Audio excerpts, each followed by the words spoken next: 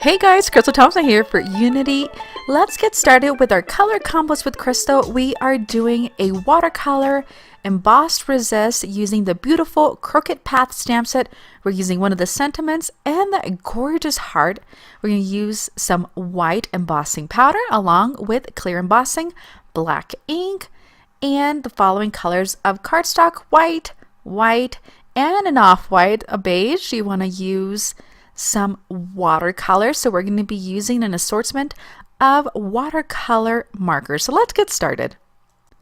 On a piece of watercolor paper, we're going to emboss the heart from the beautiful Crooked Path with our clear ink. Then we're going to cover the entire thing with white embossing powder. We're going to go ahead and heat set with our heat gun. It's quite difficult to see the white, but it should turn a little bit shiny when it's all done. Once that is completed, we are going to proceed to watercoloring the image before cutting. We're going to put our watercolor markers onto an acrylic block. If you don't have watercolor markers, you can use just regular watercolors, or if you don't have watercolor palettes, you can use water-based inks. We're going to place the entire rainbow on our acrylic block and we're going to begin watercoloring. I'm going to start with that pink right in the center of the heart, followed by orange on the sides, and then yellow. Do that light green, followed by the darkest green. Then do some of the teal, finish up with blue and purple. We're going to start with really light washes first, so we cover the entire heart, but really we're going to follow the contours of it with the watercolor. We're going to add several layers, allowing some drying time in between to really let that color pop.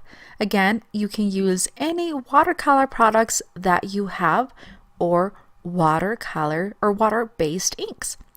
Once that is completely done, we're going to go ahead and grab our detail scissors and fussy cut around it, trying to cut as close to the edge as possible. Okay, now we're going to begin by stamping the sentiment on the center of our off-beige cardstock. We are going to then place some foam adhesive on the back, and this is going to be placed over our card base. I did trim this card panel to be just a little bit smaller so it pops up with the white. It's going to be a nice contrast with the white of the embossing and the white of the cardstock.